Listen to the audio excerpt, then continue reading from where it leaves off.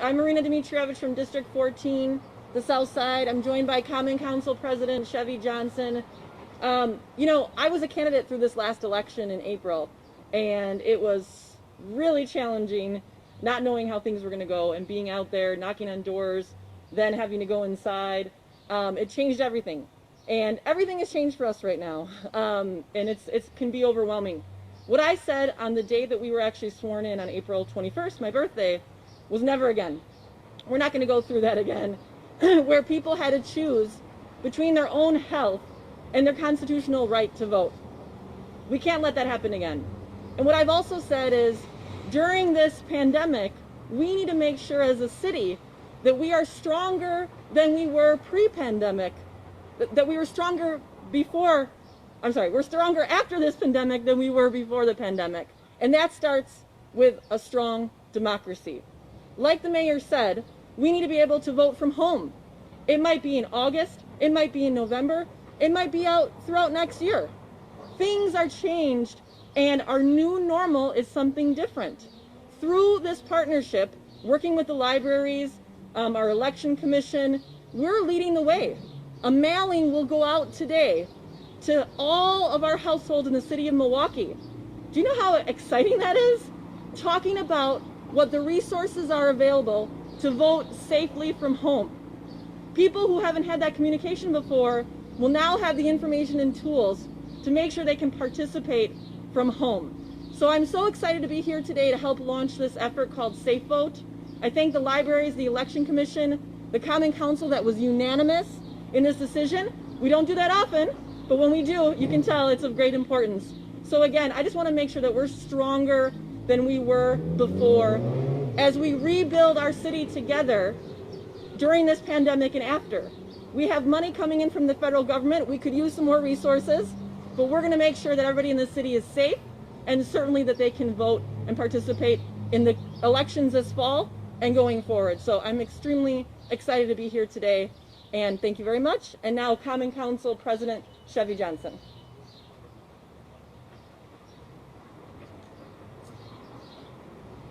Thank you, Alderwoman. Appreciate the work of Alderwoman Marina Dimitrievich for leading the effort on this. And as she mentioned, it was a unanimous vote on the City of Milwaukee Common Council in order to get this initiative off and running into a position where today we're going to be mailing out information to residents all across our entire city to make sure that they can participate safely in the upcoming elections. I just want to make sure that we acknowledge the fact that what we have right here is city government at work. The best way that the city government should be at work.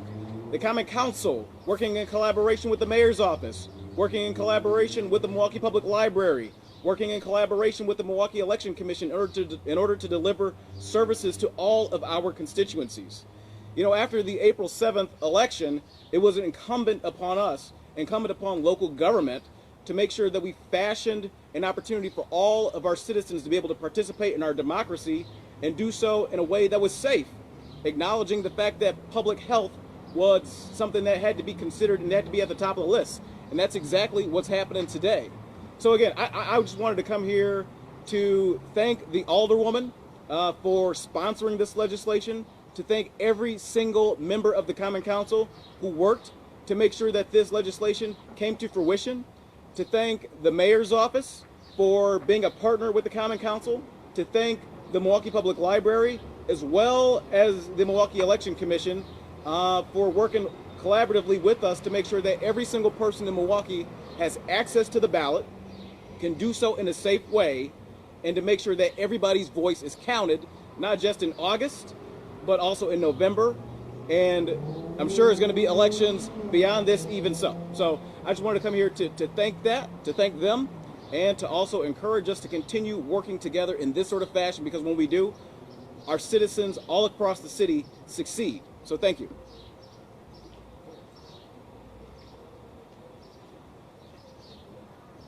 Good morning. We are very happy to be here today and promote this collaboration. I just wanted to start out by giving you guys some statistics about what we are promoting today. So today, 255,000 households are going to receive this postcard. And the reason we're sending out the postcard is, yes, we are going to have 171 polling locations in August, and we hope to have just as many in November. We will have 15 early voting locations for August and November, but there's no doubt about it. The safest way to vote is by mail. And in order to do so, you have to plan ahead.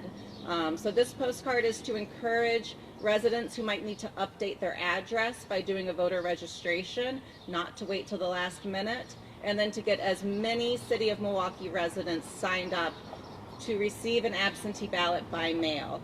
We're promoting the MyVote website because it's the fastest way to request your ballot. The state has made many improvements since the April 7th election, and voters can now track their ballot through the mail system. So we feel it's really important in rebuilding trust in our democracy that voters know about the MyVote website and utilize it so that they can actually follow their voter record in real time.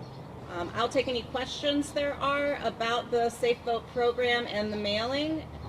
Some will bound to say that there could be potential voter fraud by voting in the mail. Can you just address any statistics that you have that would indicate that or otherwise? Less than 1%. There is no evidence of voter fraud, especially through by-mail voting. When you receive an absentee ballot, it is tracked in our voter database. There is no way for you to receive more than one ballot unless it's been lost in the mail or you make a mistake.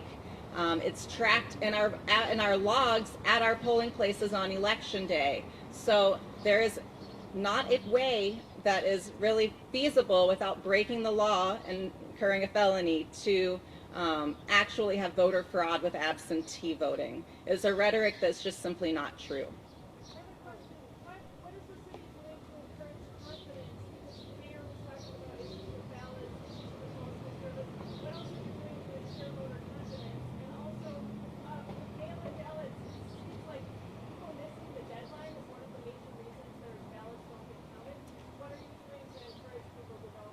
So one thing we're doing is sending out this mailing, and we're sending it out a month prior to the election. Unfortunately, when the state changed our laws to no longer allow late arriving absentee ballots, they did not accordingly change the deadline to apply. So the deadline is still the Thursday before the election. There is no way to apply for your ballot on a Thursday at 4 p.m.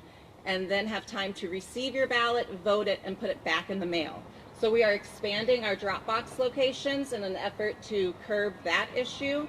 We are also really promoting the MyVote website because now there's accountability within our office of seeing when we actually had your ballot hit the post office and then tracking it through the post office system. So if it says that it hit the post office a week ago and you still haven't received it, we want to reissue you a ballot. We want to make sure that everyone has time to receive their ballot. And then we hope that through time there will be trust rebuilt. We've expanded our polling places, like I said, to be 171 for August, and also expand our early voting locations, trying to spread out voters to as many locations as possible and avoid long lines and large crowds.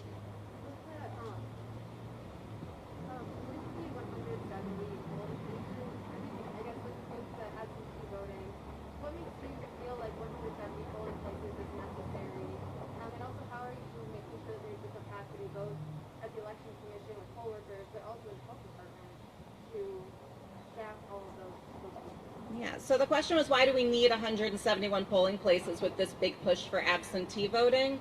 It was very important to me as the executive director that we maintain neighborhood voting. A lot of our polling places are located on public transit lines.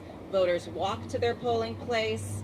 They are used to that normal location. So we wanted to create less confusion and also, again, have as few people appearing in large crowds as possible. If you take the 18,000 voters that voted in April in person and divide that by 171, it's around 100 people per polling place. It's much more manageable, and we found that our election workers are much more comfortable staffing a location that's not going to see 5,000 voters, but instead, probably in November, we'll see 500. So it was really important to us and to our election workers that we not have the voting center model, but instead operate at a neighborhood level.